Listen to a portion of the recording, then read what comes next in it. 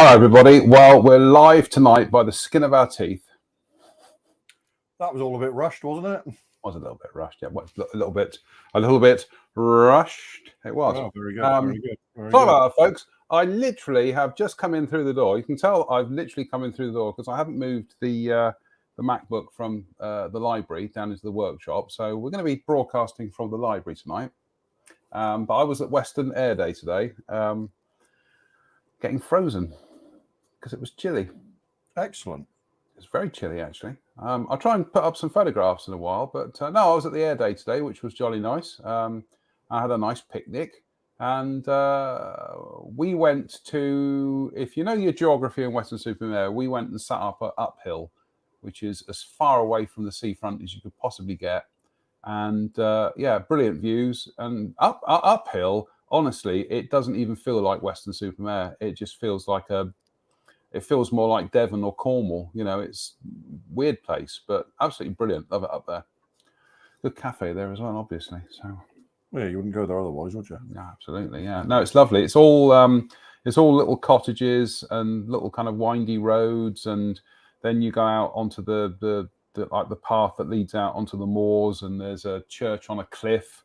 And there's an old windmill up on the hills. And honestly, I don't know if you know it that well, Drew. But I don't. I mean, I don't know Weston-super-Mare very well at all, really. Just the seafront and some of the pubs and clubs in town that I've frequented in the past. Yeah, some of the cafes we've frequented. But yeah, it's honestly, it's as far removed from Weston-super-Mare as you could probably imagine. In fact, I will put up some pictures in a minute of today's air show once I've loaded them up onto the MacBook. So yeah, apologies, folks.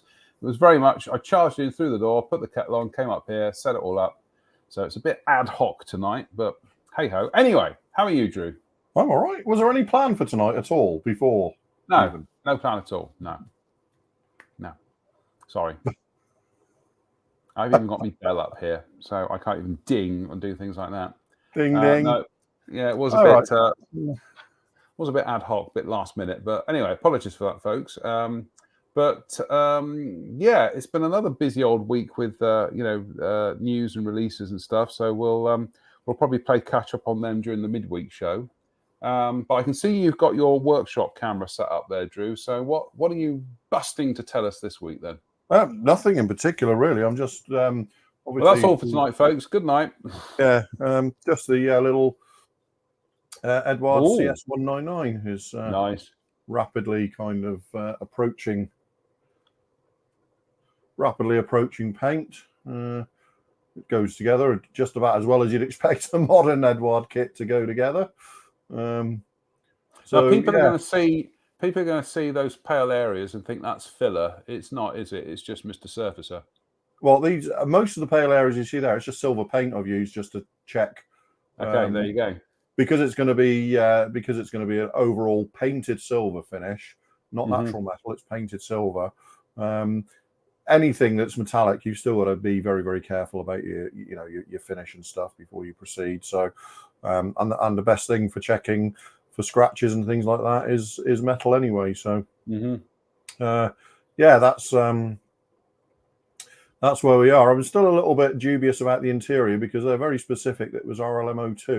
I would have expected it to have been RLM66, but they were very specific. So. I would have said RLM66 as well. That's why I'm dubious, because they were built from old G10 and G12 airframes.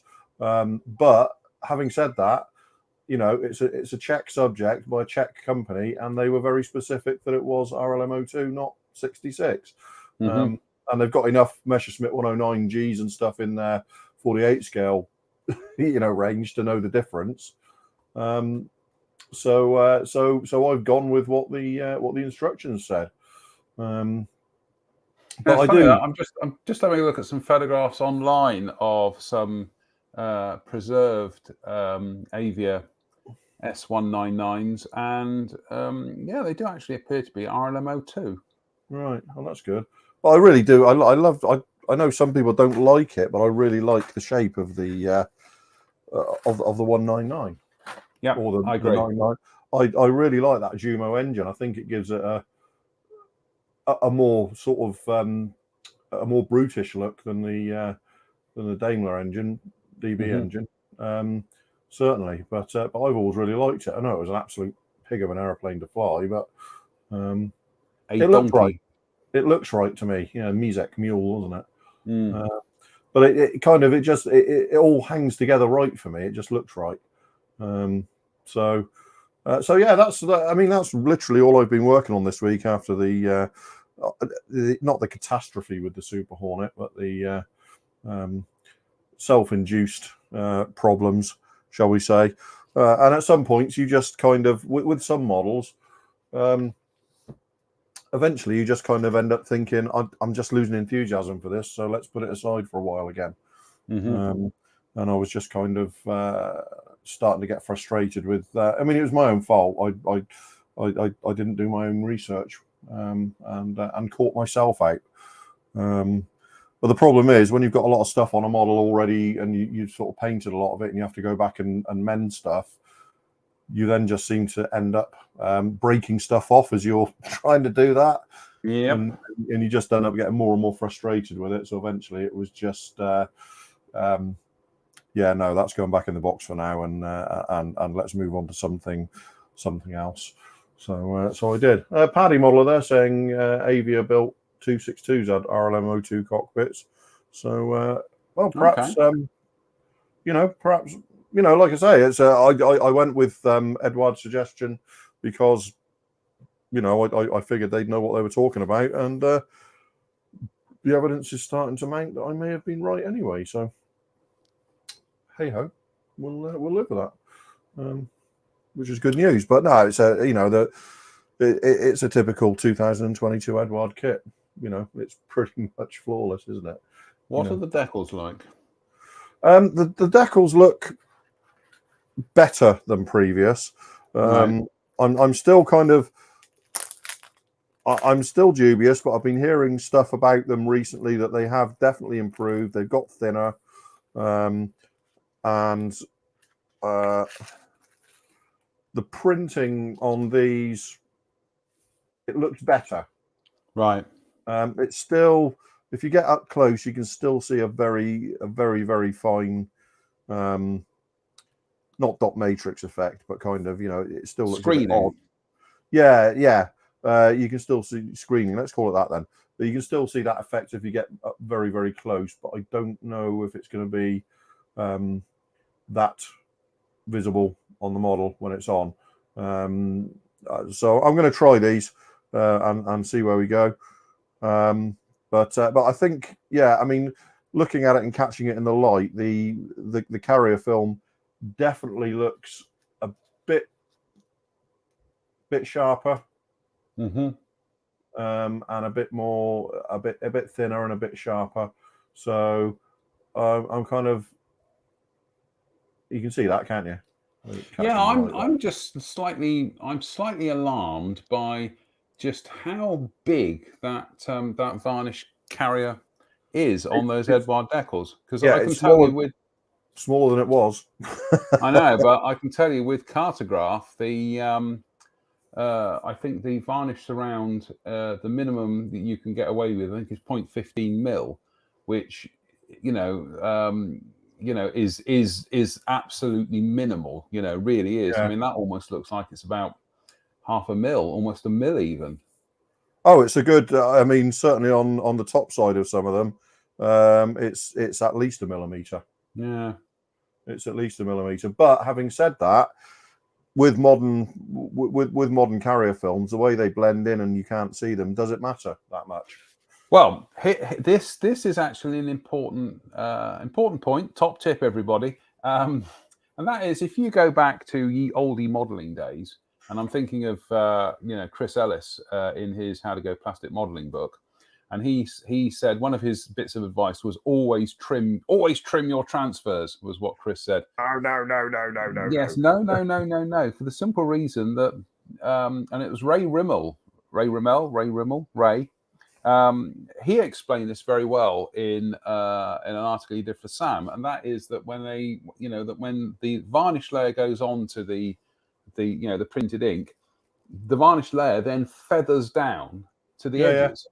By cutting it, you end up with literally a step in the decal. Yeah, it's a big ridge there, isn't it?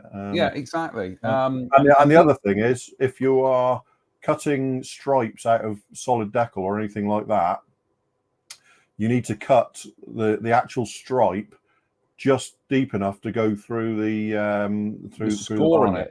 Just you're scoring that actual stripe, and then you cut a spare area around the decal to put it in water, and then you peel that away. You're still going to end up with a step, but you're not going to end up with a crinkly edge and edges raising and stuff. So yeah, if you're using solid decal to cut stripes out, don't cut right through the decal film.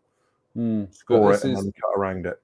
Yeah, I mean, this is, like I say, this is something that Ray highlighted in Sam, going back nearly 40 years ago. And people who even to this day trim their decals, try to cut away the excess carrier film. It's Ray said, let the carrier film, let the carrier film work for you in some respects. Yeah, it just makes it much easier to blend them in. Yeah. I mean, I've seen Glenn Ashley's S199s he's built. He's done an Israeli and he's used the these kit decals, and he didn't even remove any of the carrier film like you're supposed to be able to do with these. And sure enough, under a coat of varnish, it actually looks pretty much as good as anything else. So I'm still I'm dubious. I'm cautiously optimistic, shall we say? But on here, once I get around to putting the decals on, I will give a full and frank rundown of the experience. So we'll see, and we'll have the model to see as well, won't we? So yeah, it's just a shame that they've kind of gone down that route because. I mean, like I say, I kind of get why they had to do it. I just like you. I think it's a shame they did. They could have picked better. They could have gone to somebody else. Possibly Boa or someone like that for it. Having said that, I mean, they've obviously invested in their own new printers and stuff for this, so perhaps it's a learning experience for them as well. And we're slowly getting there. Who knows? We'll see. Certainly the Spitfires, the Spitfire Mark 1s and 2s appeared to be the kind of low point because they were the first kits to use that technology, weren't they? Well, also that crop sprayer as well. Yeah, they're from sort of like within months of each other, aren't they? So all those were of that. I mean, I got most of the markings down on the 2s Lins. Okay. But they weren't brilliant by any means. But we'll see. There we go. Look, I just thought I'd show you this. This is absolutely uncropped. I haven't done anything on this, and that was one of the singletons flew over us at Uphill today, and that's bear in mind it's a 400mm lens, but yeah, they were still quite low, and then it just kind of banked away, which was jolly nice. Only 7 today though. So yeah, as I believe, there's only 7 flying this year. Yeah. I don't think it's like it's not a temporary thing. I think there's only 7 in the squad this year for whatever reason. Other duties, I believe, was the explanation given. Which is a shame because we all like to see 9, don't we? We do like to see 9. So what schemes is your S199 eventually going to be wearing then? Well, it's all painted. Hang on, let's go the other way.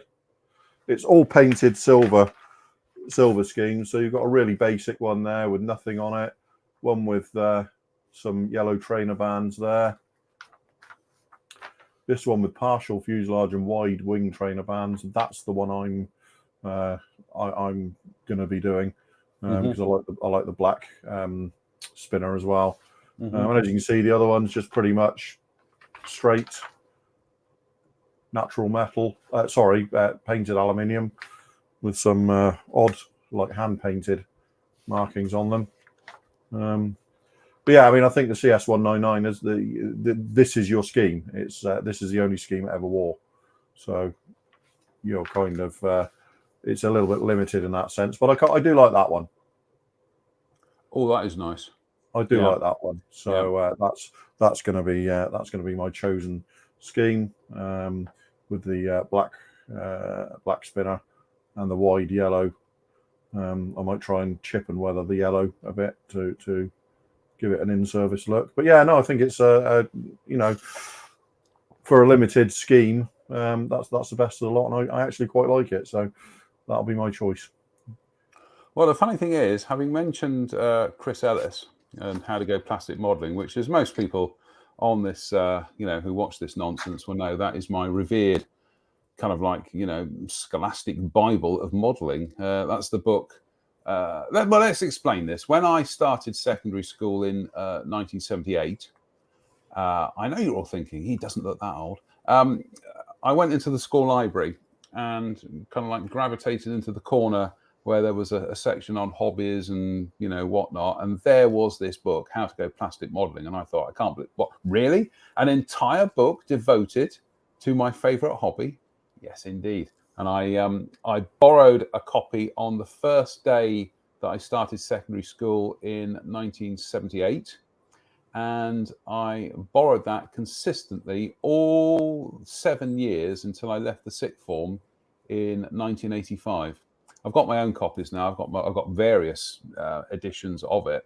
But the point is, one of the conversions in the back of the book for that first issue that I got back in 1978, one of the conversions in the back of the book was converting the Airfix 109G into an S199. An S199, exactly.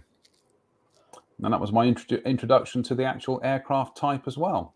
So I think my introduction to the aircraft type was the original KP kits, because they did the S199 and the CS199. Yes, they did. And I can still remember the box art in my head now. That was just, it was kind of a little bit. They were a little bit exotic, weren't they? KP in those days to us, because it was the other side of the Iron Curtain. But they were really good quality as well. They were, and they also did some rather. Interesting, early and interwar, Czech biplanes, and they were oddly kind of exotic when you found them in model shops. Yak 23 they did, and the S199, the CS199. Yeah, they did a really quite nice Spitfire Mark 9 as well, didn't they? They did actually, yeah. And I can remember them later on. They did a really, really nice 72nd scale Sukhoi Su-7 fitter, and they were the first people to do a properly accurate Su-25 as well. They did. They did. Well, look here, we're joined live from Shropshire, if live is the operative word, by Mr. Pollard. Mr. Pollard's just in time to see the rest of my holiday snaps here, because this is what I'm talking about. That's save yourself, Spence. Save yourself. Yeah, that's the view of Western Air Day from uphill, right? And it's just utterly fabulous. That's obviously the Reds there, but it's there we go. And that's looking out the other way towards uphill. There's the castle and there's the windmill. And what have we got here? This is a lovely panoramic shot of the view where we were, looking out towards Breen down there, and yeah, imagine sitting up there watching an air show. It was brilliant, absolutely brilliant. And there we go. I see Spencer bought some quality reading material with us tonight. He's gone now. And there was plenty of cake, I can tell you that. Are we sorry? Yeah, we've done. We've done that. We've done the holiday snaps. We're back in the room. Oh, good. Fabulous. Evening, anyway. How are we doing? I didn't see that one either. That's a nice one. Anyway. We're very good. We're very good. We've just been talking about the Eduard S199 and just that weird circularity in this hobby. We were talking about the excessive varnish on some of those Eduard decals and how Chris Ellis in How to Go Plastic Modeling was always saying trim your transfers. And of course, one of the ironies of this is also that the S199 was one of the conversions he featured in that book from the Airfix 109G. So I like the way, sometimes these little things interconnect. I think it's great. Jan Volek there saying, and the Czechs were converting the KP kits into 109Gs. Oh dear, that's great, isn't it? From the 80s, we were all excited to get a CS and S199 from KP in the sort of 80s. And the Czechs were converting them back into 109Gs. Yeah, but they were those KP Avias were they were pretty much some of the first accurate 109 kits in 72nd scale. Yeah, and they were very nicely detailed as well, and had lots of really nice surface detail on them. I might have missed this already. Have you started putting the stickers on yet, Drew? No. We just I'm there at the moment, so working towards doing the last bits of seam lines and stuff, and getting a canopy on and mast, and then off to the paint shop. So we're a couple of days, but we've just been discussing the decals, Spence, and they appear better. Okay. They don't appear. I'm still dubious, shall we say, but I'm dubiously optimistic, if that makes sense. I've seen Glenn Ashley's put the markings on his S199s that he's built from the kit, and he hasn't tried to remove any of the decal film or anything. They look absolutely fine. So, I'm cautiously optimistic, shall we say. Certainly, the printing looks better than it has been. A little bit more solid. There's still like a fine print screening effect, really up very close. But yeah, we'll see. But I think they're going to be usable, put it that way. I think they're on the right trajectory. They're improving as they go on.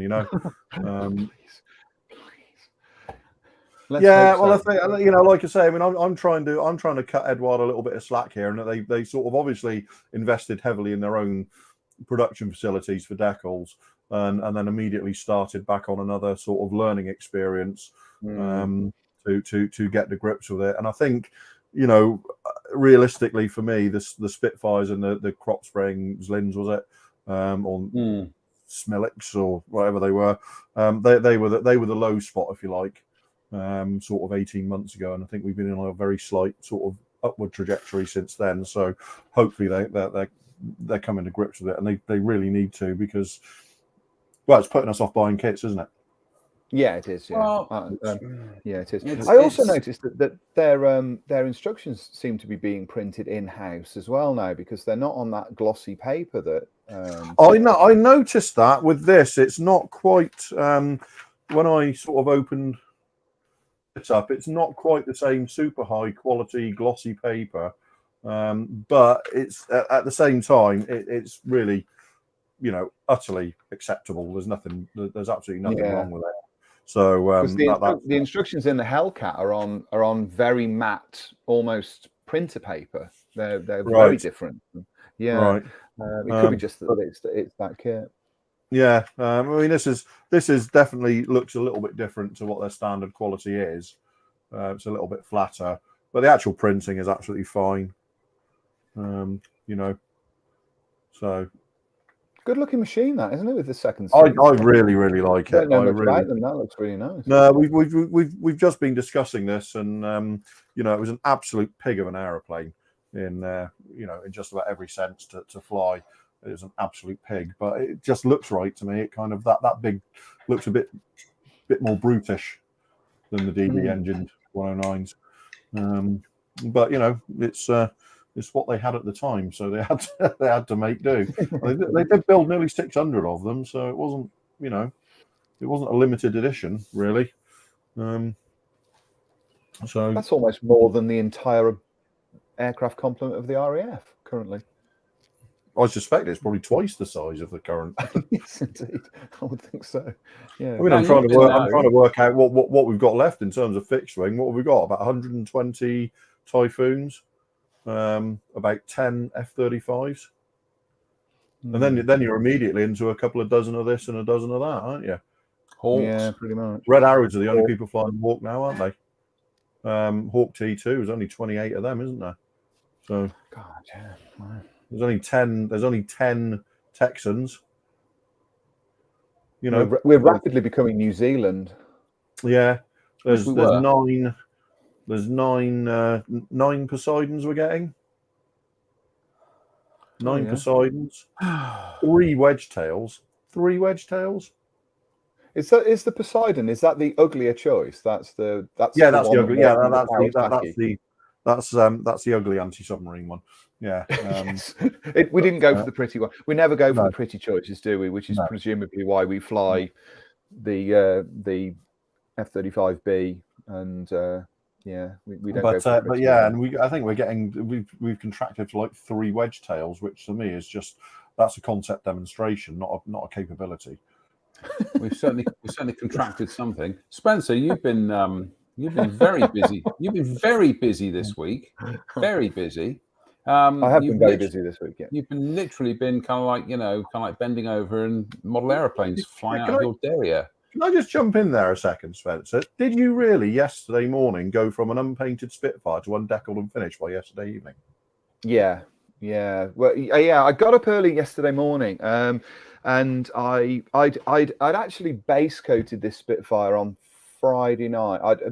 I showed you the photograph first thing in the morning. So the underside grey, the sky band, the underside grey, and the ocean grey was all done. That was done on Friday. So Friday. You can mask over the top of colours of these lacquers, but I like to leave them sort of overnight before I start messing about.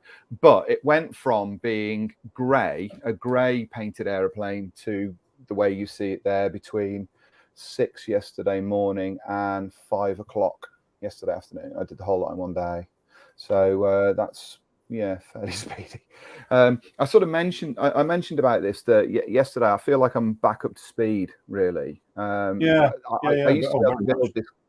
Yeah, I used to be able to build this sort of quickly when I was doing commission work, because you've got to work fast. So I sort of cracked this out. I did a number of things on this model that I'd not actually done before, which was kind of interesting. And I photographed this yesterday. All the camouflage on this was masked off with silly putty rather than using blue tack, which is what I would normally use. And I actually found the silly putty was much more flexible in terms of speed, if that makes sense.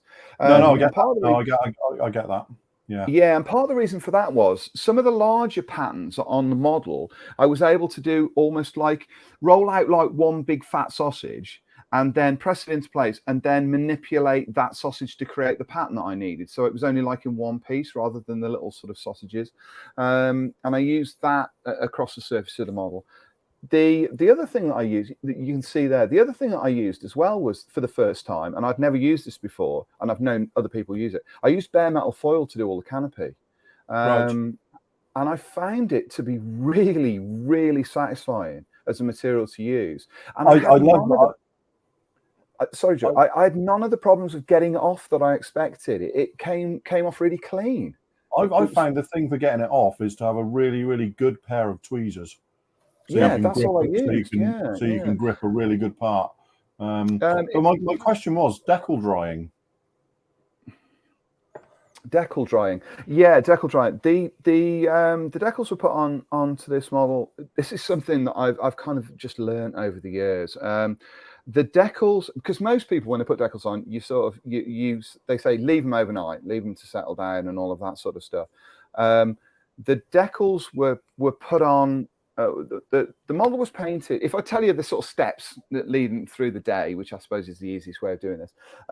So the model was masked off and painted from between 6 and in the morning and about 8:30, 9 o'clock, so that the model was completely painted at that point. Left it to settle, went out, had some breakfast, left it to settle for half an hour, gave it a couple of coats of GX clear, which we all love so much. Let it settle down, and then I put the decals on. The decals all went on within about an hour. I left, and then I used to really sort of speed this process up. I used Daco's strong solution on the decals to make them sort of settle, and I left them to dry for 2 hours. That was it, and they'd sort of settled down by that point. Once I did that, I washed the model off with some cotton pads with some water, and then I airbrushed the model with 2 or 3 little thin layers of satin varnish, which was made up of Tamiya clear mixed with the LP clear mixed with GX flat, and it was about a 50-50 mix, so it gave a kind of a nice satiny finish. You can see it on that picture, actually. You can see how satin the upper cowling is. That sort of settled it all in. Then I washed the model, all the panel lines. That took about an hour to do that. I had all the panel lines all in place, buffed it all off. And then once those were all in place, I then added the second layer of weathering. You can sort of see the staining that's over the model. A lot of that was done in the same way I did the P38. So I airbrushed oil paints over the nose, or over the wing roots, on either side, and then I sort of blended them in with a brush and cotton buds and that kind of thing. To interrupt, Spencer, when you say you airbrushed oil paints, are you saying you squeezed oil paints out of a tube, thinned them, then airbrushed them? The oil paint that I used, which was a mixture of raw umber and black, that I used for all the panel lines, I airbrushed that color that was in the wash cup that I used for putting the washes on. I airbrushed that over the model, and I think actually, if you remember, that our mate who built the Matchbox Hayford did a similar thing in the late 80s. Oh, no, the late 70s rather. He sprayed what he called dirty thinners over the model. But it's essentially the same technique. I've airbrushed. Yes, Tony James. Yes, he who should never be mentioned in polite company. And let's move on. So then what I did was, then once that had sort of settled and dried off, I was basically drying everything with a hairdryer all the time. So every single layer was being dried with a hairdryer. And then once that was on, I could work the other layers. That sort of took me to mid-afternoon. And then all that was left then was to work on just some of the smaller details that I'd already kind of painted up, get everything in place, add paint chipping, that kind of thing. It was usually when you're running towards the end of a deadline, it tends to be kind of very focused, and it's like, forcing water through a cone. Really, it starts to speed up as it comes out, but it was kind of fine in the end. So it was a quick paint job, but because it's quite a straightforward build and quite a straightforward set of colors, it's sort of easy to do that. There isn't anything fancy on it. There aren't any fancy. There's no shading. There's no pre-shading. No post-shading. None of that. It's just flat colors that I put on, and then work the sort of the detail around it. What I was trying to do was I was trying to simplify everything down. The model's really simple, so I started this model. We spoke about it on Wednesday night, didn't we? When we were on, me and you and I, John, we talked about this and talked about that color scheme. So it wasn't until Thursday morning I had it set in my mind what I was going to do with this model anyway. So I started it Thursday morning, worked on it for 3 days, and then sort of cracked it out.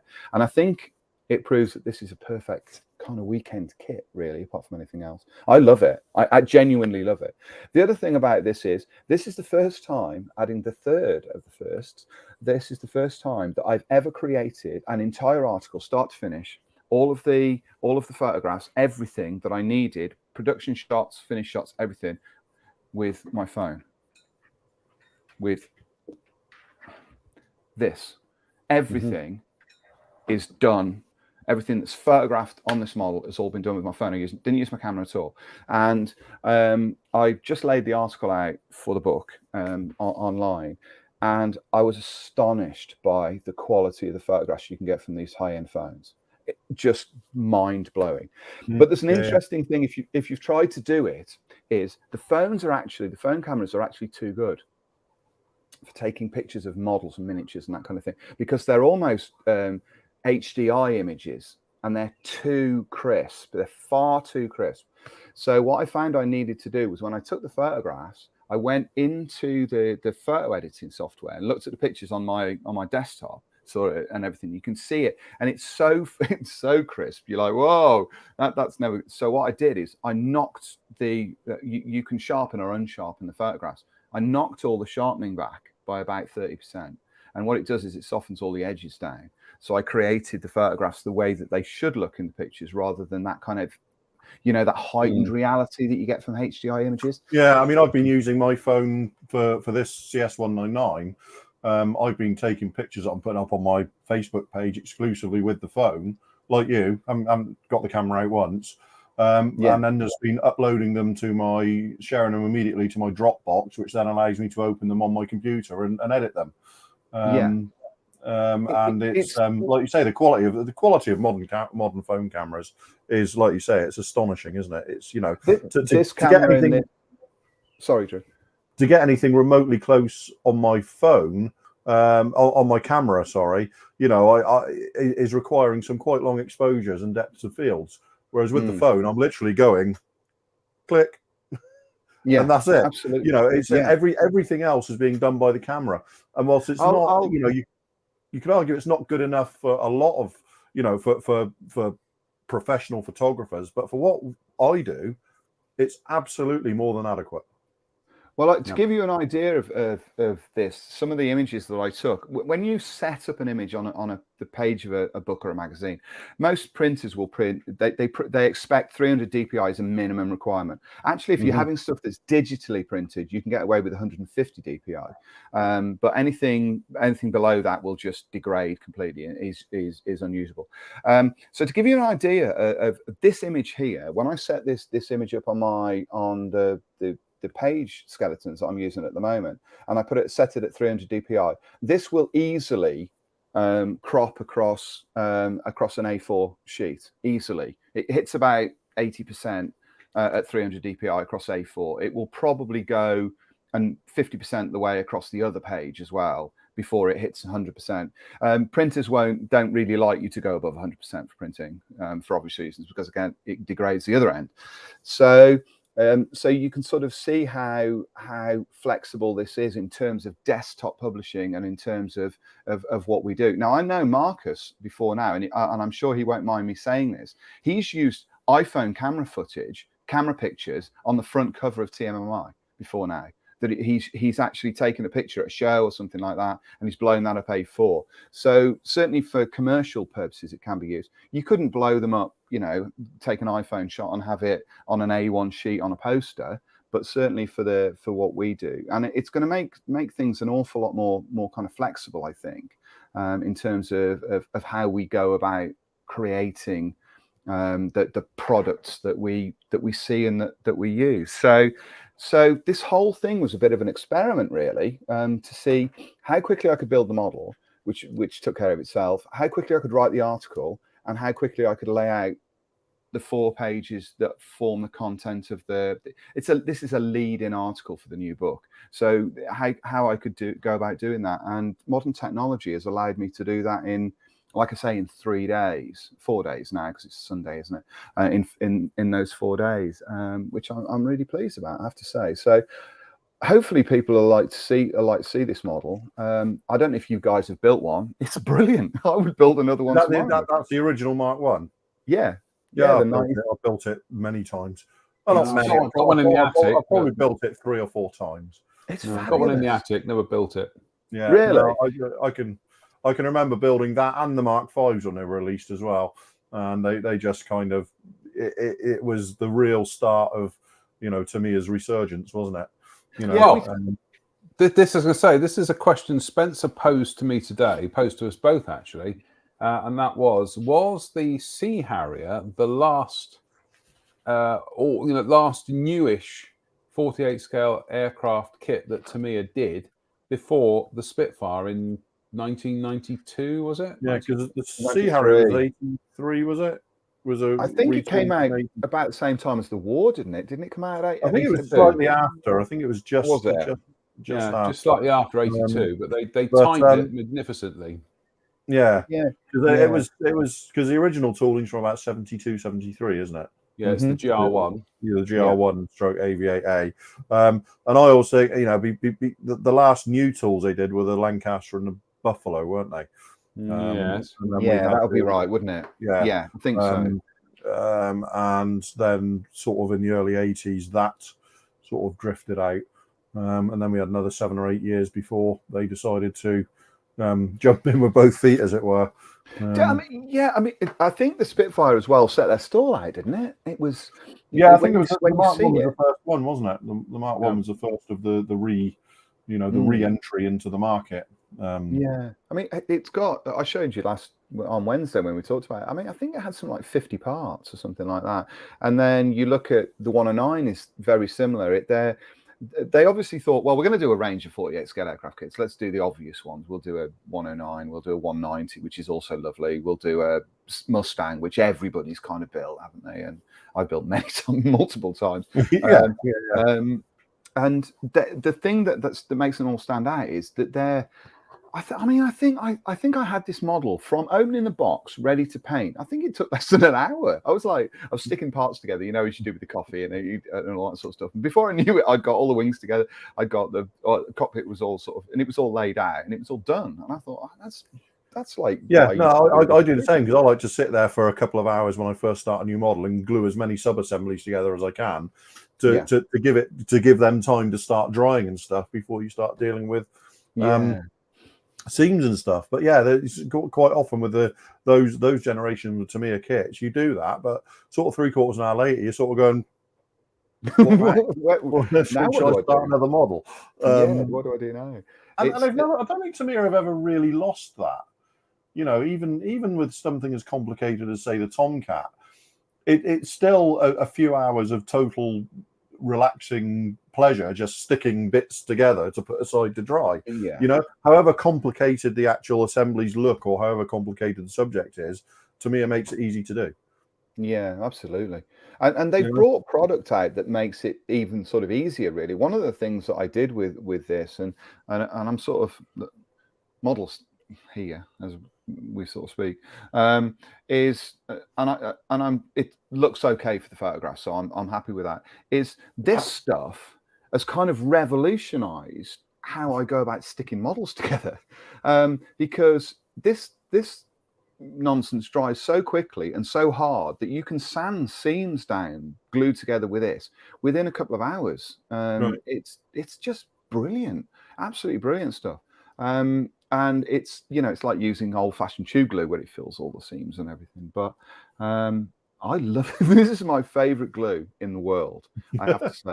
I genuinely love it. It's like a contact adhesive for idiots, basically. It's fabulous. And I do use it a lot for like the bigger assemblies on a model. So if you haven't tried this stuff out, I know you guys have all tried this out. So if you tried this stuff out, it is brilliant. And I thank Harris Ali as well, because he was the one that said to me, use this white cap cement. And I went, well, I don't want to use any.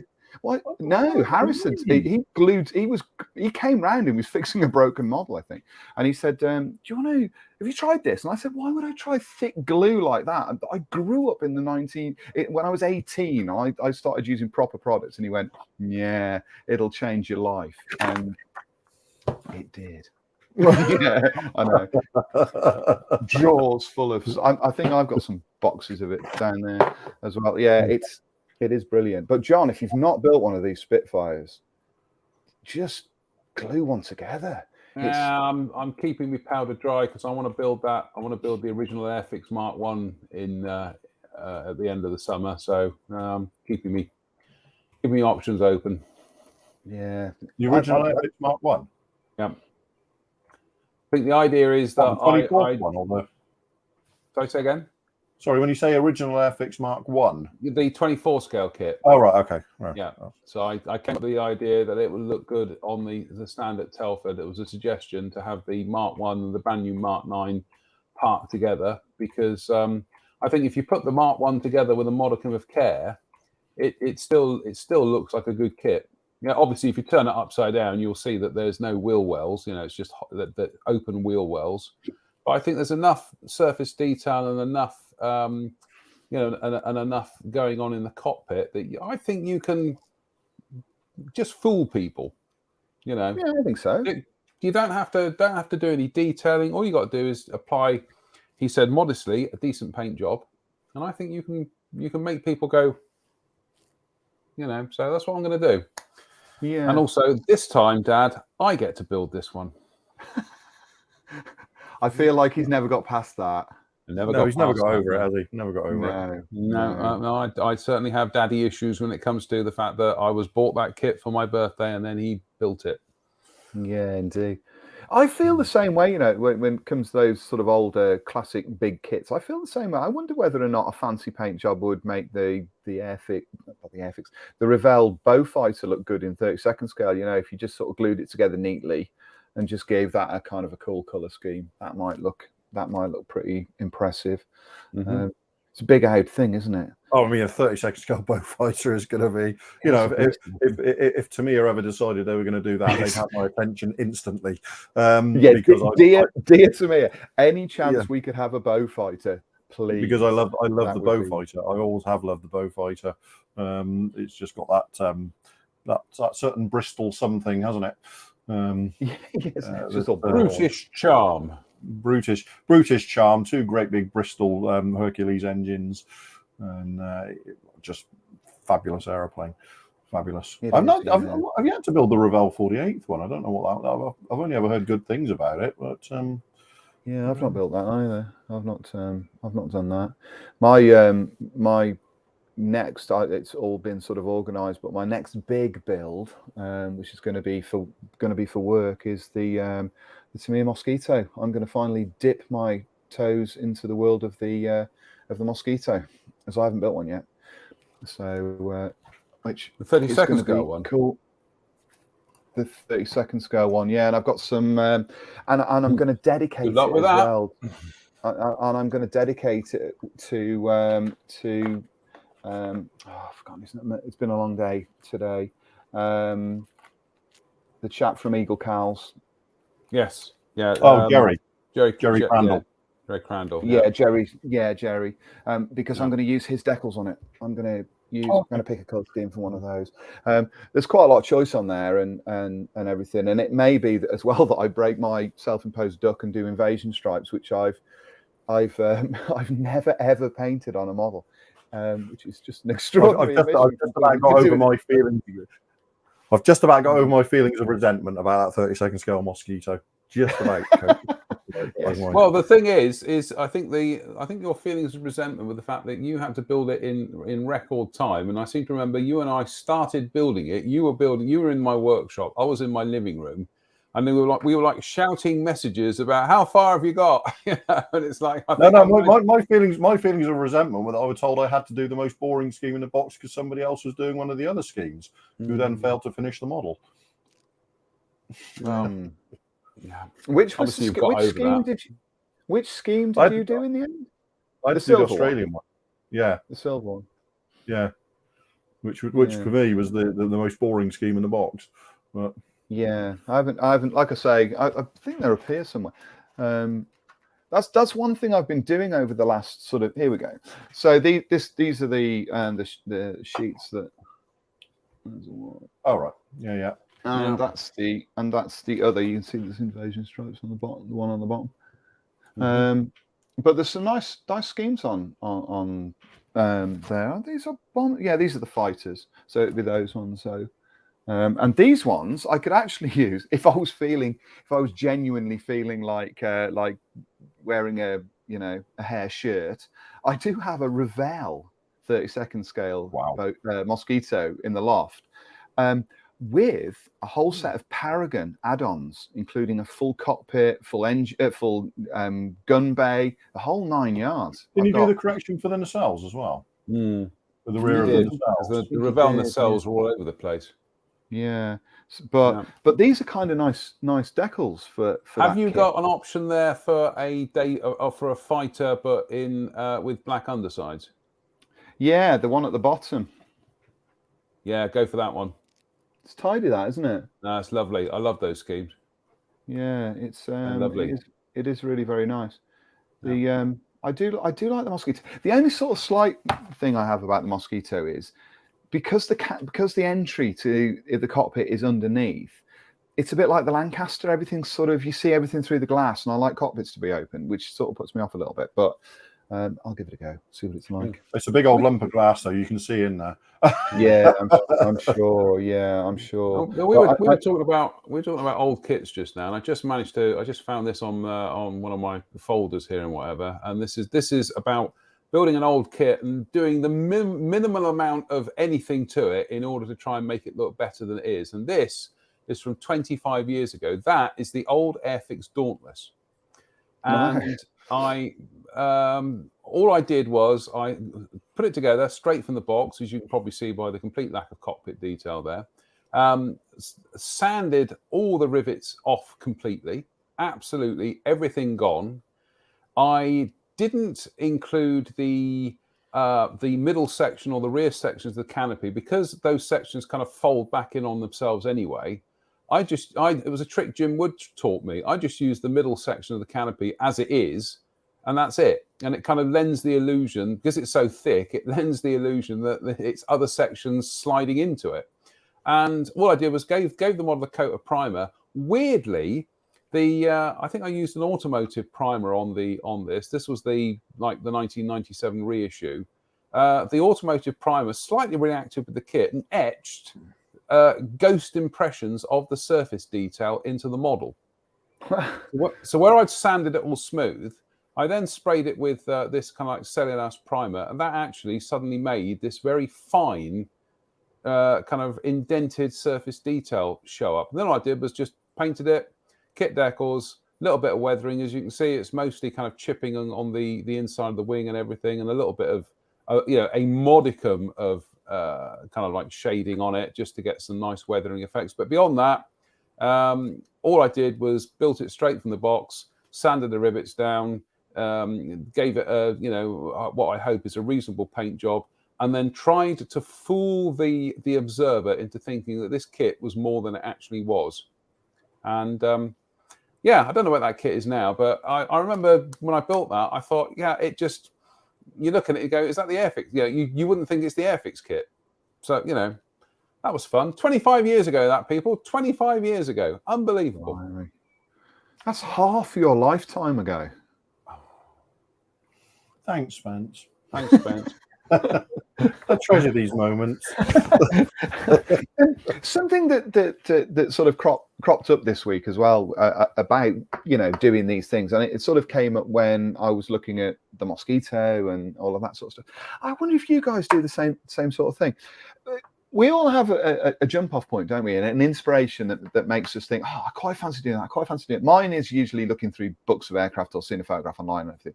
But my current favourite is going through my decal stocks and flicking through transfers. Yeah. And I did that this week. As you can see, to give you an idea of how scattergun I am at the moment, these are books and decals. If I turn my computer, you can see decals in here as well. But these are the ones I pulled out yesterday and thought I quite fancy building some of those. When am I ever going to get the time to build all of that? Well, that's it, isn't it?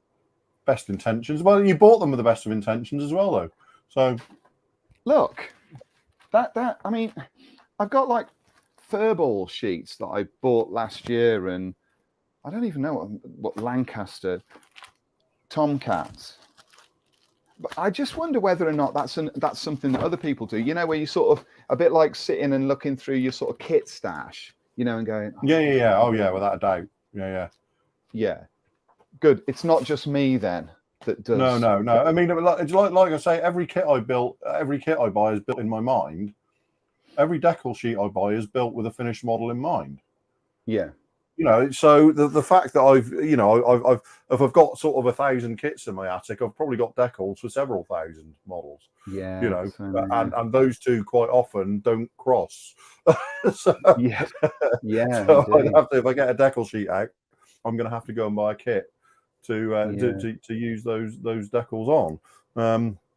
But yeah, I mean, at the moment, I'm just most easily distracted by listening to audiobooks while I'm modelling, which is why I'm suddenly really badly want to build a Sea Harrier. But not any Sea Harrier. It has to be an 809 Squadron medium sea grey barley grey one.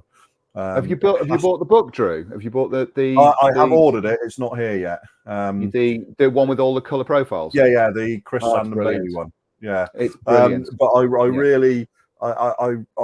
really want to build, but specific. I always really like that the paler scheme. And being, my 809 Squadron was the first squadron my dad ever worked on when he was in the Navy. Right. So it was kind of like, I can remember my dad being sort of over the moon when these Harriers turned up with the Phoenix on the tail. He was just like, he was like a giddy schoolboy. He'd left the Navy a couple of years before. He was just like, this 809 Squadron, and he was the same when I told him about it just shortly before he passed away, when I told him about the first F-35 Squadron. And he was like, I suppose it'll be 899 or something. Well, I said, no, it's 809. And he was like, it was just like... one of the things about that book that sort of intrigued me and I thought would make a brilliant project, and I sort of thought, I quite fancy doing that, and doing it in, using a whole bunch of different kits. I was sort of thinking, build a Sea Harrier and build, build a kinetic kit, build the Eschi kit, build, Tamir kit, right? And pick one aircraft, one serial code aircraft, and so use that. I think there's some in there that have got like 5 different color schemes for a particular aircraft, and I thought I could pick 5 Sea Harrier kits and build that aircraft in that code with using different kits and potentially in 2 variants as well. It's like, yes, because some of them went all the way through from FRS1 all the way through to FA2, and I just thought that would be like a cool little project to do something like that. And then I forgot about it, and now I've remembered it again, and now I think it's still a cool project, and I may still do it. But I just thought that would be quite an interesting thing. For some reason, the aircraft that sticks in my mind, apart from XZ450, obviously, is ZA177. ZA190 is the more famous 809 Sea Harrier by a long way. But for some reason, ZA177 just kind of sticks in my mind. Is that the one that just had the 77 logo on the fuselage? Is that the one? Yeah, I think I could only find one picture of it at Ascension. It didn't even have a Phoenix on the tail, and I want it to be, because some of the Phoenixes were one color as well, and I want a proper 2-color Phoenix, which kind of means that you're looking at probably ZA190. Or something. I'm going to interject at this point, because I'm going to say, do either of you, do both of you have a copy of the Dick Ward Falkland Sea Harrier Notes articles that he did for Scale Models magazine? Yeah, I think I've got all of those. I probably don't have it now. Right. Well, luckily for you, I scanned it, and I can send you both a PDF of it. Excellent. Is the correct answer. Is the correct answer. It is a scholarly piece of work by the late great Dick Ward, as always. It really is. It really is just an astonishing piece of detective work. And I think Dick. Yeah, one of the things for me was for the medium sea grey barley grey ones. I thought they'd only sort of arrived off Atlantic Conveyor towards the end of the fighting. But they were there pretty much the whole way. They got down there really early on the Atlantic Conveyor, and they were distributed among the ships really quite early. So for the majority of the actual air-to-air fighting that was done, the medium sea grey ones were in the thick of it. So it's we'll probably get. I was just going to say, here we go. I knew Dave would come in here. Dave says, pick one of the illustrious 809 squadrons and you can do 4 colours on an FRS-1. Yeah, absolutely. And in fact, one of the things is Nick Greenall's Harrier Sig notes on the Falkland Sea Harriers. Honestly, I think it's fair to say no 2 aircraft are actually finished identical. They've all got weird little quirks of markings, colours, position. Yeah. I mean, absolutely, and that's what I say. You know, I know. I've seen pictures of ZA190, and I'm pretty. You know, she had the 2-color Phoenix. Some of them had only 1-color Phoenix. Some of them that was never had a Phoenix at all. But if I'm going to do 809 Squadron, it's got to have a Phoenix on the tail. You know, so you know that's one I'll be picking. One of my biggest questions I've always had is the AIM-9 Limas that were delivered for the war. Were they white or were they grey? Because I've got grey. Because the standard colour for AIM-9 Limas throughout the 80s was 36375, which is light ghost grey. Yeah, you're talking about sidewinders, aren't you? Yeah. But I'm kind of got this sneaking suspicion. I know the 9Gs that went down with the Force were white. But I'm never quite sure looking at the 9 Limas whether they were white or grey. My gut instinct says they were grey because that was a standard colour for a 9 Lima. But in a lot of photographs they do look kind of white. So in these drawings they're all in grey. For those who don't know what we're talking about here, this is the book that we're discussing currently. Okay. This is it's about it's a tenner. 10 quid, something like that. Anyway, what this book does, and this is why me and Drewe brought it up, is it charts every single Sea Harrier pretty much ever made, I think ever made, and their sort of operational role in the Falklands. And what it does is for each of those Sea Harriers basically carried like 1 billion different colour schemes throughout their life. And so what it does is it charts a particular one. This is the one Drew's talking about here. ZA177. ZA177. There we go. So that's its original colour scheme. And then as it went through to the Falklands, it flew in those colour schemes. There we go. 2-color Phoenix. Oh, and the pale blue Royal Navy as well. And this one at the bottom, if Drewe can see this, has nothing. Got the Phoenix that's overpainted. Yeah, no, that top one is the one I want to do, mate. There you go. That's the one. I think you'll find that the Phoenix and the Royal Navy titles, Dave will correct me on this, I think they were removed once they actually entered theatre. Yeah, I'm not too worried about representing it as it was in theatre. I just want that. I want the fact that it was 809 Squadron with a Phoenix and the Blue Royal Navy as an added bonus. So there are some, and this is what we were sort of talking about in terms of crossing over into different versions. So you've got this one here, ZA175. That was its original colour scheme, and then it flew during the Falklands War in that scheme there. If I can do this backwards. But then it went on to, it was that, which is a very famous one. Yeah, and then it became an FA2. FA2, and this book's got its. How many is it? Does it say on the back? Profiles. There are profiles of all 28 Sea Harriers that went down to the South Atlantic, and every single colour scheme they flew in, either before the war, during the war, or after the war, and then once converted to FA2s. And to anybody who's interested, if you go to Morton's Books website, that is $9.99 and free postage. Yeah, it's brilliant. I got this one from I think Smith's. Yeah, it's $9.99. There you go.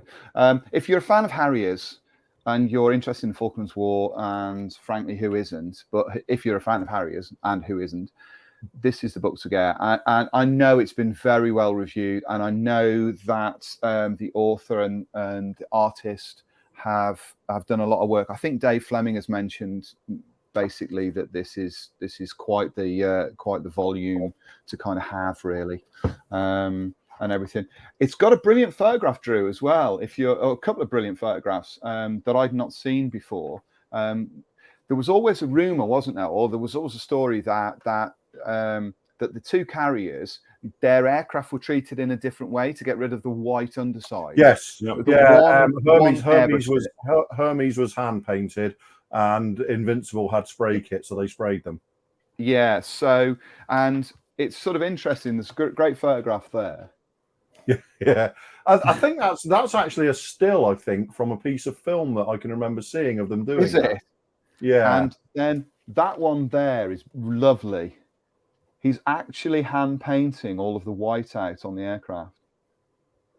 He's Lord. there What painting it out. Can you imagine the Well, job? I seem to remember Dick Ward. I think Dick Ward said that one of the squadrons, on some of the aircraft, they actually took them right back down to metal and repainted them. Really? Yeah, I'm pretty sure. Dave will probably correct me on that, but no, I mean, I would imagine it was potentially possible because the Invincible had the spray kit, had the full spray kit, whereas Hermes, being a ship that was laid down in 1944 or whatever, it was a bit more. It was a bit more. Here's some pots of paint and a 5-inch brush, and we've all known some models who paint models like that. I paint mine with one of these. It was all a bit more. It was all a bit more ad hoc. But yeah. It's become something. Listening to audiobooks about the Falklands War has become something of a bit of an obsession for me while I'm modelling at the moment, because so much stuff is still coming to light. And it was only a couple of years ago I saw the maker's plate from a shot down dagger, and it said Mirage 5J on the maker's plate, and it finally sort of put to rest the notion that Israel never took delivery of her Mirage 5Js, and there was all that Swiss espionage to get the plans. And no, they were just all sent to Israel in knockdown form and built up in Israel, called daggers, and went into service. But it was like, there was never the whole Swiss espionage thing and the guy doing the years in prison and whatever for getting the plans to Israel and then building their own. All 50 Mirage 5Js were delivered from the French to them, just on ships in knockdown form and built in Israel. Yeah. And like I say, when you see that, when you see the maker's plate and it says Mirage 5J on the wreckage, a lot of people sort of skip straight over it and went, "Oh yeah, it's just a bit of wreckage." And then you go, "Hang on a minute." What's that there? What's that there? That says Mirage 5J. Yeah, indeed. That's that Family Guy, Empire Strikes Back moment. Wait a minute. Pew! Just a second. Pew! Hold your horses. Pew! Yeah, I mean, I think Travis Thompson there says Harrier 809 surprised you with how little I knew about the air war, and I think because I read Sea Harrier Over the Falklands by Sharkey Ward probably 20 years ago. And I've got it somewhere as a book, but that was like one singular point of view of the war, and it was from Sharkey Ward, who was notoriously sort of straightforward in his views. So to start getting sort of other opinions, I read Dave Morgan's one last month. I listened to it last month. I sort of Harrier 809 focuses a lot on Tim Gedge, who was a CO of 809, and others like Braithwaite and stuff like that. But it also leads you on to wanting to learn more about the GR3 deployment as well, with Iverson and those people going down with the GR3s and the absolute nightmare they face just being accepted on board the carriers, and having to do their mission planning in the changing rooms and stuff because they had nowhere, they didn't have any offices of their own on board the ship, so they're sort of on the floor of the changing rooms while pilots are stepping around and getting their kit, and they're planning strikes on the Falklands. It's just were they not accepted by the Navy crews on board? They had a difficult time with some of the commanders. Some of the captains and stuff. I mean, obviously, because there was such a cross fertilization of pilots at that point. I mean, a lot of the Sea Harrier pilots who went down south were RAF pilots anyway. I mean, Morgan had been initially a helicopter pilot with the Royal Navy, then been a Harrier GR3 pilot with the RAF. Then he'd gone back on exchange to fly Sea Harriers with the Royal Navy. So there was kind of that. And when 809 was formed, in April, a couple of the pilots were actually press ganged from Germany on the GR3 fleet to come, and some of them had never used the air intercept equipment or anything before. They literally had 5 or 10 hours in a Sea Harrier, a couple of flights, and then was sent to make their first carrier landing or first landing on Atlantic conveyor, as it was. You know, there was some really, really ad hoc stuff going on, just to get them down south. Just to get them down south. You know, one of the pilots, I can't remember who it was, but one of the pilots had faulty oxygen on the flight down to Ascension. So I ended up flying at a lower altitude the whole way just so he didn't get hypoxia. You know, because they needed to get the aircraft down, and so they got them all down there and then sorted out all the problems later. But really, really fascinating. Oh, there you go. Stephen Pryor there, Jerry and Dave Fleming, Jerry Pook's GR3 book recommended. That's one that I will look for then. But I'm kind of interested. I might get Sharky Ward's book again on audiobook this time to listen to in the background, just to get just to revisit his perspective on it. But yeah, I want to look at the GR3 guys next. Yeah, so it has to be said, podcasts really have become a boon to modelers, haven't they? Because obviously, you know, there's our favourite, which is, you know, Al Murray's one, but you know, you've got, you know, podcasts, audiobooks. It's that perfect marriage of having something, you're having an audio medium to accompany a visual hobby. Yes, and the two mesh together. Yeah, it's perfect for me. It's, I mean, I probably I listen to a lot more podcasts and audiobooks while I'm modeling now than I do music, because I can sort of listen to it and take it in while I'm doing something else. So yes, but the Falklands has become a bit of an obsession again recently. Here's an odd thing for me. I about 4 months ago it was. I made a decision, as I'm often want to do these days. I made a decision that I was no longer going to listen to anything while I was working. I was going to work in silence, and I thought, well, I'll do it for a couple of days, and I'll turn the radio off. And I was getting a bit sort of fed up with music, and I was getting a bit sort of fed up with politics and all that nonsense, and I just needed a bit of a break from it. So I turned it off. I've worked in silence now for 4 months. I haven't had anything on in the workshop at all. No music, no podcasts, nothing. All I do is I work. I come in here and I work. I have the window open so I can hear what's going on outside. And it's actually made me not more focused, but it's made me more aware of what's going on around me, because I haven't got the noise next to me. If I've got the window, obviously I won't be able to do this in the winter when it's freezing cold, but I can hear that there's life away from me. And I think it's because I work on my own, I became sort of self-contained in this bubble of just me, music and everything. And I found that actually by not having any distractions in the room in terms of music or whatever, for me over the last 4 months, bearing in mind I've listened to music solidly every single working day for the last 25 years. So this is a very new thing. I found it's made me more productive and actually much more focused than I was before. Now that I don't have that sort of noise. And the other odd thing that it's doing as well is I'm finding I'm sleeping better. Really? Yeah, I'm finding I'm sleeping better because I haven't got that constant chatter. I haven't got that sort of, that constant background noise around me.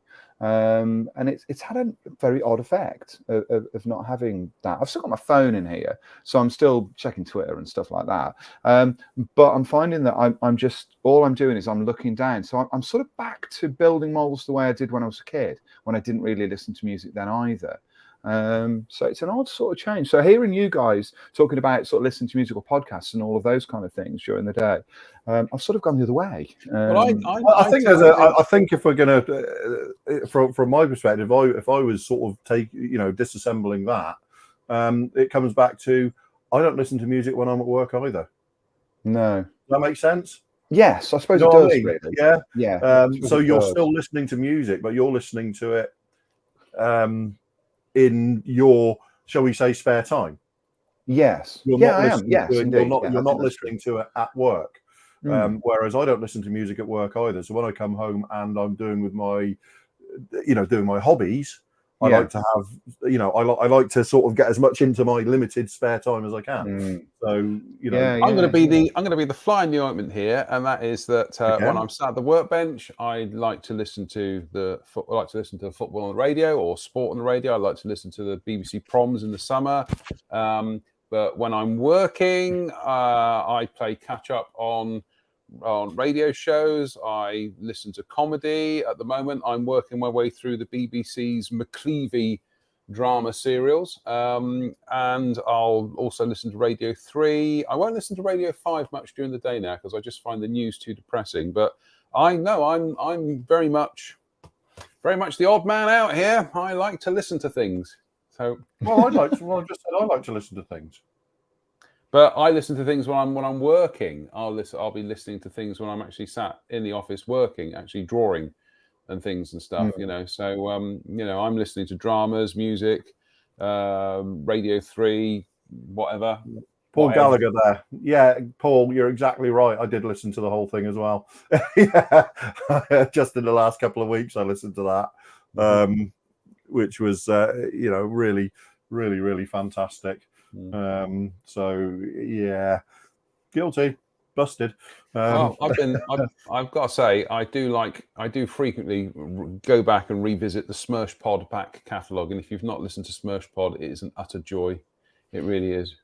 It started off as a Bond themed podcast, but it's kind of spun out into its own universe now, and it's just brilliant. The problem is, if I look at my podcast list, there's so many things on it that finding.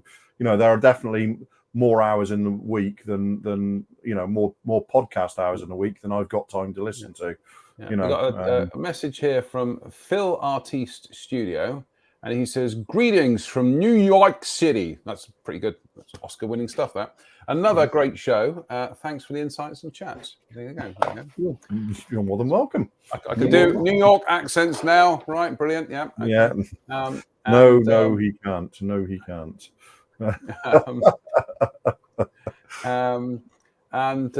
we go. There we go. Griffier says, made my workmates listen to the Cardiacs. Are they still your workmates? Or have they gone, this is far too off the wall for me? They've just gone, what is this? It could be worse. You could have made them listen to the headline Macca set from Glastonbury last night.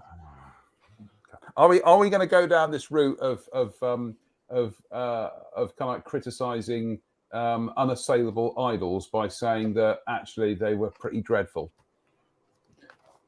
Yeah. Because he was really. I'm gonna ping any other business. Here we go. I'm gonna get on that horse.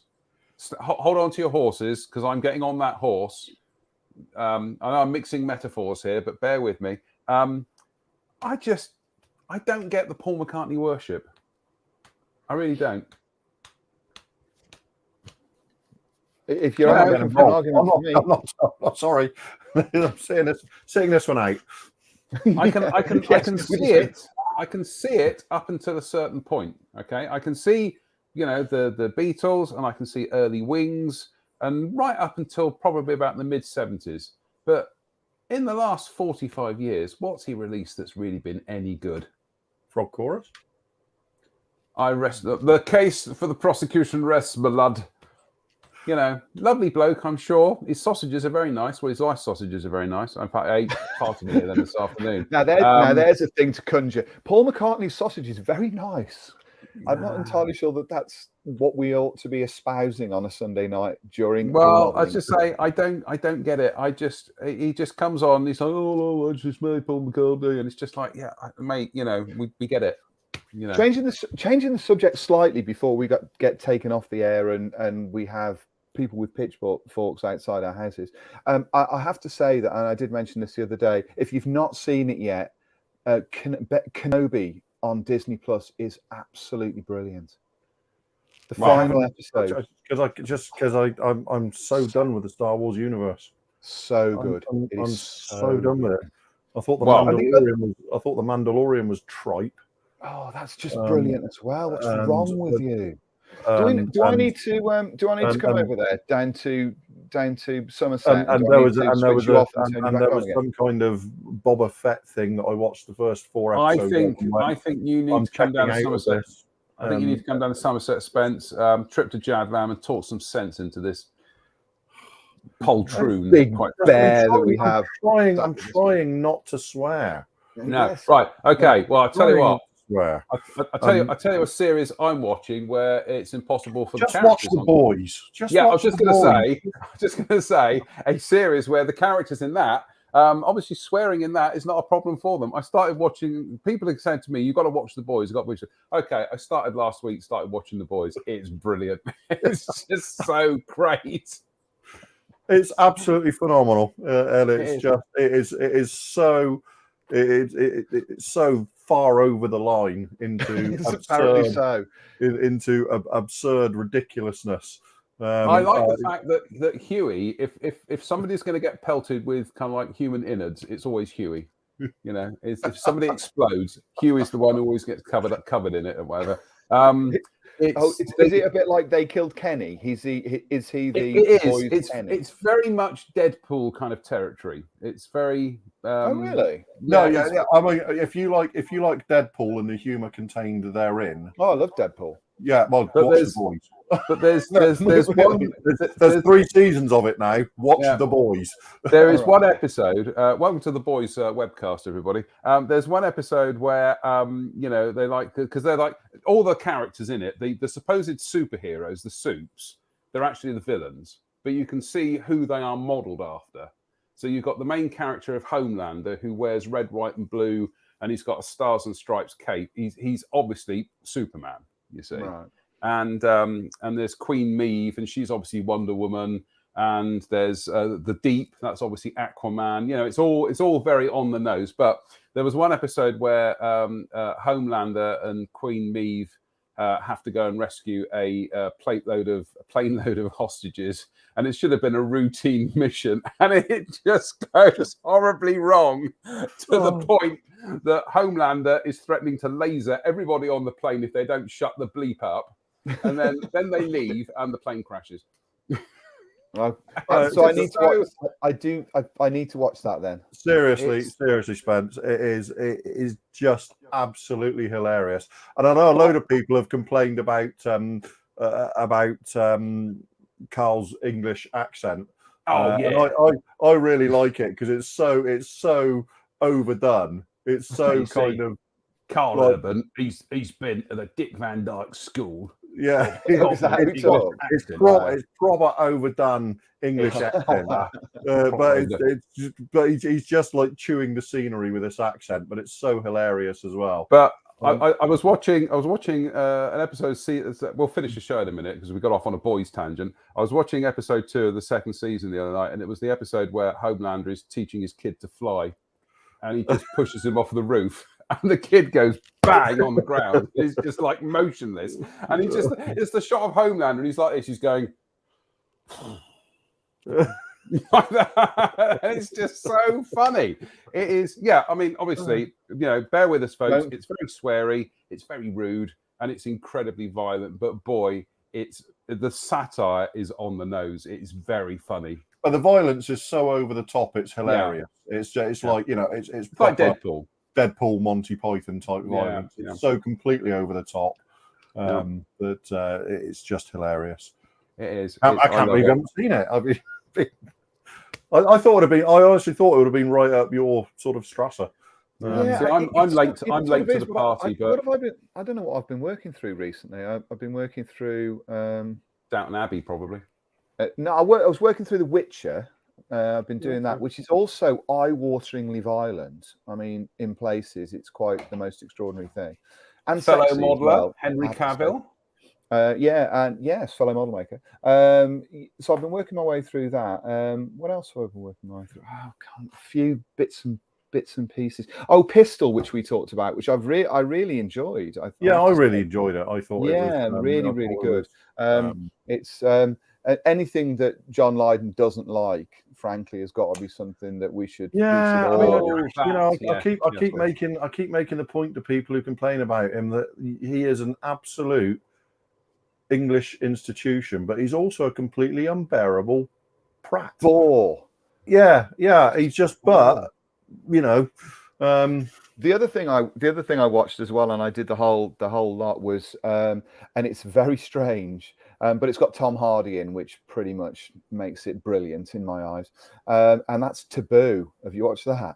Oh, I've seen bits and bobs of it. I haven't seen the whole thing. Yeah, I think bits and bobs is what most of you see of Tom Hardy, actually. So, oh man, it's really weird, but it's kind of so gothic and so grim and violent and dark and odd, but I loved it. I thought it was really good, and it's almost like, the weird sort of thing is, I'm watching it and I'm thinking, this is almost like a proto Bane character. If you've watched, the way that Tom Hardy, that accent that Tom Hardy does when he's playing Bane, it's got that really odd accent.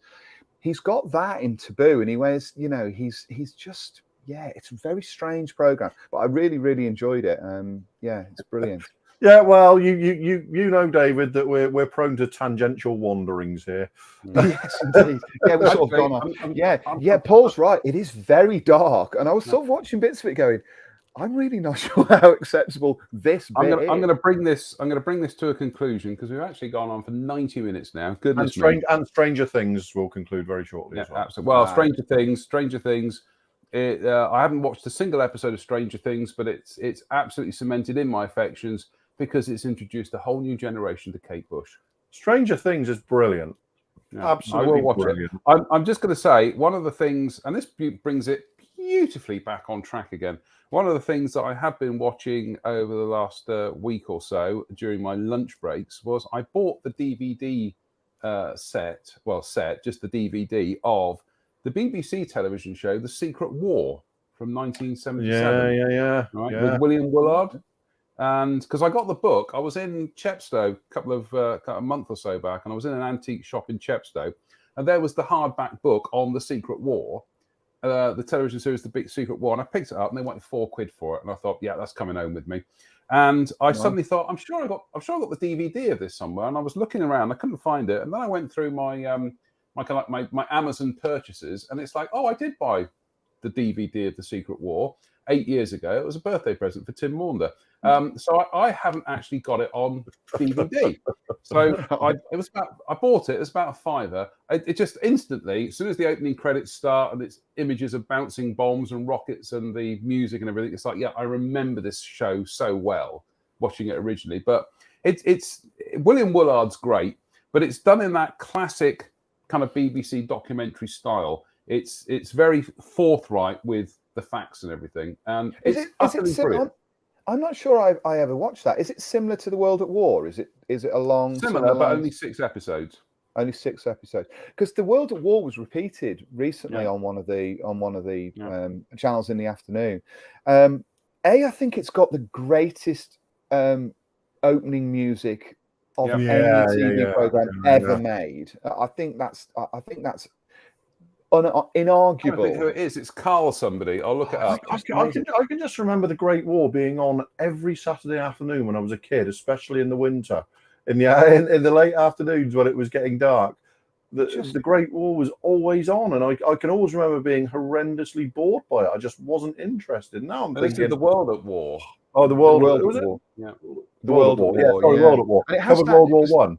Because it has that opening credit, doesn't it, where everything just sort of bursts into flames, and the music sort of builds up, and it's the thing I found when I watched it I was watching some episodes the other way, is just how haunting it is. Yeah. It's extraordinarily bleak. Well, it starts off, the very first episode, it starts off with Sir Laurence Olivier doing a narration about Ur-dur-Senglan. That's correct. Yeah, that's right. Yeah. And you say about the opening titles, it's all those kind of images and burning or whatever. And when it goes, the music by Carl Davis, by the way, when the music holds on that final kind of note, and it's just it's like an image of somebody from the concentration camps, and that image burns on the screen, and it's just like, this is absolutely remarkable. I remember, that I saw that first episode. I saw for the first time. Actually, I hadn't seen it as a younger person, but I saw it for the first time. And that segment about Ur-dur-Senglan just the most painful thing that you can imagine. But the one thing I really liked about it was you remember that when they started doing the D-Day episodes and they were sort of leading up to that, and there was footage. I remember it capturing my imagination when I was a kid. There was the footage of all the funnies and everything. The one into the Catherine wheel in particular, going up the beach and then crashing over. Seeing those kind of things and how I thought, oh God, that's really cool, and I really sort of like that. But that's a if you haven't seen The World at War, you need to watch it. It's up there, in my opinion. It's up there with Vietnam, the Ken Burns. I was just going to say the thing about The World at War and also The Secret War is that they were both made in the 1970s. They were both made during a period of time which, relatively speaking, not long after the conflicts that they were covering. Yeah. So when you think about it, they were made relative to World War II as somebody doing a documentary series now about Desert Storm. Yes. Right, 30 years. Yeah. And so obviously they interview people who were there. You see, first-hand interviews with people who were there. So, some of whom we regard as heroes, some of whom we don't regard as heroes, including people like Albert Speer and Hannah Reich. But you've got those people talking. You are hearing their voices. You are seeing a modicum of their personality coming across on the screen, which sometimes is utterly chilling. Going sort of putting this back to what we're interested in, I guess that the other documentary I really loved that I watched recently was all about the American Air Force pilots during the Vietnam War hitting 100, hitting their 100 missions and everything, which I thought was fabulous. There was some brilliant footage in that as well. If you're interested in the Vietnam War and interested in the aircraft that took part, the footage of some of those machines, oh man alive. I think I saw my first footage the other day of Robin Olds next to a Phantom. And first, I've seen everybody's seen lots and lots of photographs of Robin Olds with a Phantom, but I saw my first footage of him, cine film of him next to a Phantom, and I was like, I was just starstruck, just watching the footage. You see photographs of him and you see footage of him and everything, and you just think, man, he's just. If ever you were to draw like a man, he would look like that, wouldn't it? Me and a friend of mine always joke that whenever you look at a photograph of him, you can just see the testosterone dripping out of the picture. Yeah. It's just, but there's just this tiny little clip of him next to a Phantom, and he's thanking one of the ground crew for the job they're doing, and he shakes this guy's hand, and you can tell that it's a proper handshake. It's not for the camera. It's a proper, man-to-man handshake, not done for the camera. I mean, just trying to think, what a guy. The footage in that I really loved, because it's an airplane I'm going to model very soon, is there's a lot of Thunder Chief footage in there, and you see an awful lot of those machines in action and what they were like and everything. And I found that fascinating, really. And as the Monogram one is going to be built by me over the next 3 or 4 months, you just look at it and think, God, thing is amazing. If you got Amazon Prime, there is a about a 90-minute documentary on there all about the Thunder Chief in Vietnam. Oh, is there? Oh, I need to check that out. I've got Amazon Prime. Specifically about the Thunder Chief in Vietnam. So there you go. On that note, give that a look. Yeah.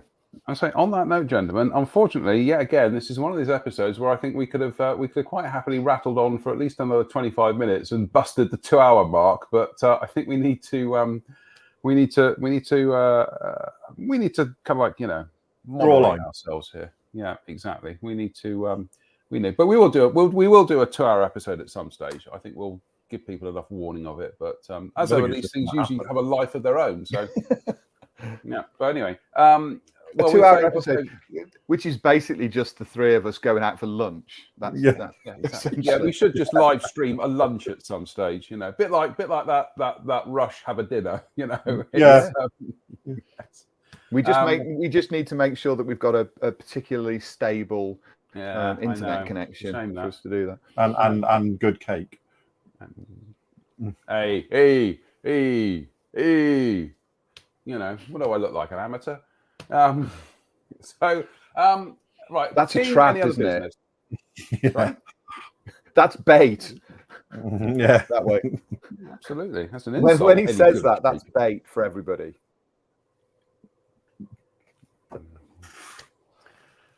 Any other business? Not from me. No, I don't think so. I think we're all good. No, very good. Excellent. Right. Okay, dokie. Well, who's back on Wednesday, by the way? Yeah, I'm about. Yeah. Okay, jolly good. Yeah. Jolly good. I might actually get some modelling done by Wednesday, depending on what mood I'm in. So on that note, exactly. On that note, just to say thank you to Spencer, thank you to Drew. We will be back on Wednesday. And yes, of course, you can all enjoy just one more picture of the lovely Somerset countryside. So on that note, we'll see you on Wednesday. As always, stay safe, stay out of trouble, and we'll see you very, very soon. Bye for now. See you later.